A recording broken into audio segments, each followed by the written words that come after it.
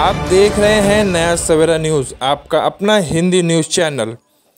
प्रति शिरडी के नाम से प्रसिद्ध ठाणे के वर्तक नगर स्थित साईं बाबा मंदिर का 39वां वर्धापन दिवस दिनांक 12 नवंबर से 14 नवंबर तक 3 दिवस आयोजित किया गया है, जिसमें 3 दिवस लक्ष्मी नारायण महायज्ञ का भी आयोजन किया गया है। तीसरे दिन भव्य साईं बाबा की पालकी निकाली जाती है, जिसमें अनेकों प्रकार के पारंपरिक तरीके के नृत्य प्रदर्शित किए जाते हैं। अध्यक्ष मंगेश नईबाकर ने कहा कि संस्थापक स्वर्गीय बली नईबाकर के बताए हुए आदर्शों पर चलने का वह पूरा प्रयास करेंगे। इन 3 दिनों में उप मुख्यमंत्री एकनाथ शिंदे, विधायक संजय केलकर, निरंजन डावखरे, सांसद नरेश मस्के, परिवहन मंत्री प्रताप सरनाईक, मुख्यमंत्री देवेंद्र फडणवीस समेत सर्वपक्षीय नेता उपस्थित रहेंगे और दर्शन का लाभ लेंगे। इस वर्धापन दिवस पर लाखों भक्त दर्शन करने आते हैं। साथ ही एक विशेष यह भी है कि जो भक्त शिरडी के साईं बाबा का दर्शन किसी कारणवश नहीं कर पाते हैं, वो यहाँ आकर दर्शन कर उस पुण्य का लाभ लेते हैं। वर्तक नगर साईं सेवा समिति द्वारा अनेकों सामाजिक एवं धार्मिक कार्यक्रमों में भी सदैव अग्रणी भूमिका रहती है। अंत में सभी साईं भक्तों को इन 3 दिवसीय आयोजित वर्धापन दिवस में ज़्यादा से ज़्यादा शामिल होकर दर्शन का लाभ लें। नमस्कार। वर्तकनगर श्री साईनाथ सेवा समितीचा मी अध्यक्ष असून माझं नाव मंगेश बळीराम नईबाकर।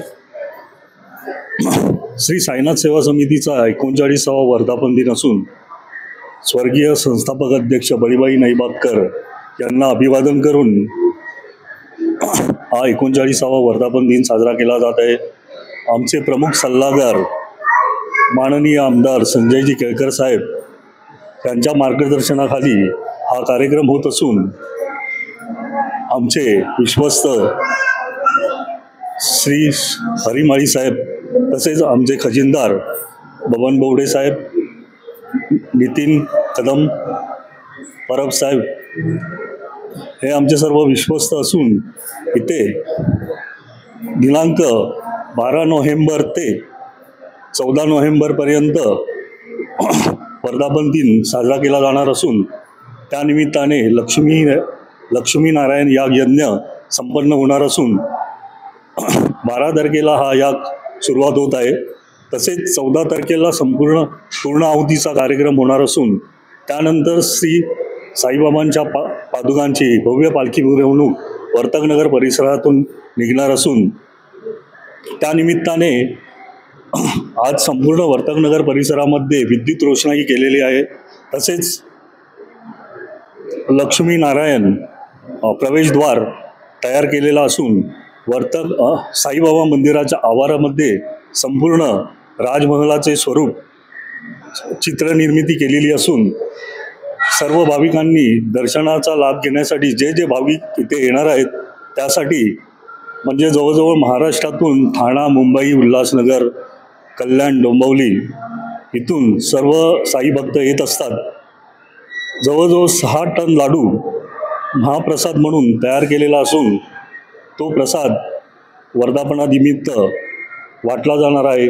तरी सर्व साई भक्तांना आपल्या चॅनलच्या माध्यमातून इथे यावे आणि दर्शनाचा लाभ घ्यावा, प्रसादाचा लाभ घ्यावा ही मी विनंती करतो। कोण मुख्य पाहुणे उपस्थित आहेत? इथे 39व्या वर्धापनानिमित्त इथे सर्वपक्षीय नेते पदाधिकारी इथे येतच असतात।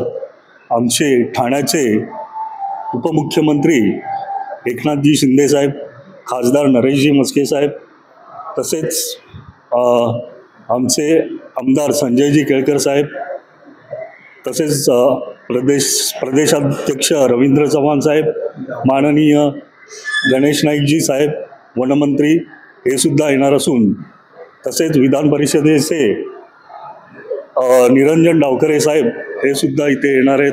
तसेच स्थानिक आमदार प्रतापजी सरनाईक साहेब यांचीही उपस्थिती, सर्व प्रकारचे नेते अभिनेते सर्वच या कार्यक्रमाला दर्शनाला उपस्थित राहतात।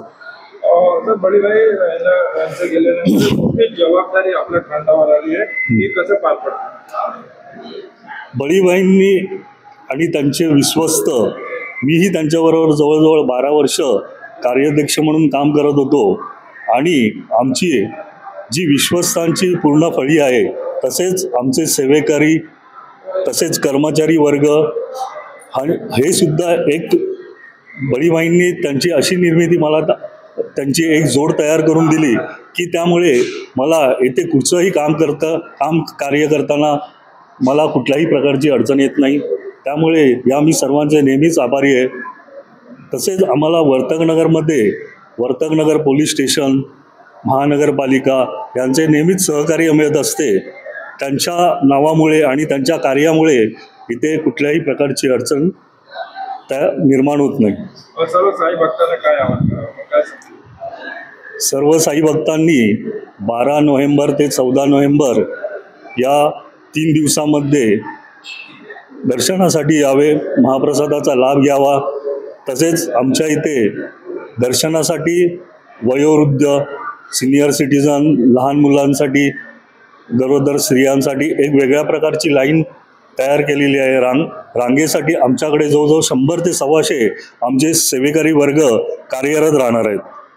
कैलासवासी बळीराम वासुदेव नईबाकर यांनी निर्माण केलेली ही वास्तू आहे. बाईंच्या पावलावर पाऊल टाकून आताचे आमचे अध्यक्ष मंगेश नईबाकर आणि आमचे सर्व सहकारी, या परिसरातील जनता, या बिल्डिंगमध्ये राहणारे साई भक्त, ह्या सर्वांच्या सहकार्याने आणि आपल्यासारख्यांच्या पण सहकार्याने हा उत्सव आम्ही 39वा साजरा करत आहोत. इथे पहिल्या दिवसापासून म्हणजे 12 ते 14 येणाऱ्या प्रत्येक साई भक्ताला लाडूचा प्रसाद दिला जातो. आम्ही नुसतं हे कार्य नाही करत, तर आमची स्वतःची ॲम्ब्युलन्स आहे, आमची बालवाडी आहे, आमचा हॉल आहे. आम्ही आदिवासींची लग्न देखील संस्थेच्या माध्यमातून लावली जातात. ह्या परिसरामध्ये महापालिकेच्या ज्या शाळा आहेत त्या विद्यार्थ्यांना देखील आमच्याकडनं वह्या पुस्तकांचं वाटप केलं जातं.